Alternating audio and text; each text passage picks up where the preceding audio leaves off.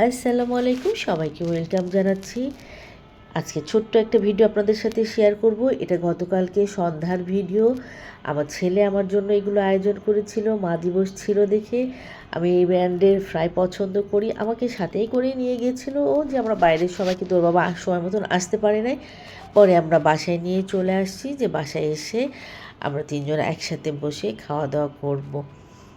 তো যাই হোক, ছেলে উপলক্ষেই ছেলে কালকে আমাদেরকে খাওয়িয়েছে।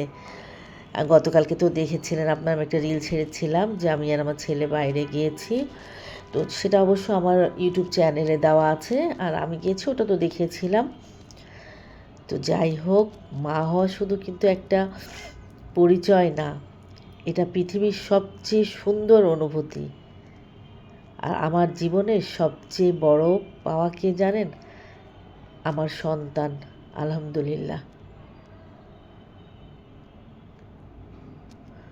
তো যাই হোক, এই যে সসটা কেটে নিচ্ছি।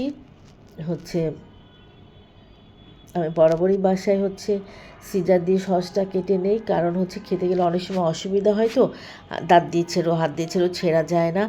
পরে এই জন্য আমি বাসায় সব সময় সিজার দিয়ে ছেড়ে নিলে কোনো সমস্যা হয় না আর কি, তখন খেতে ভালো লাগে।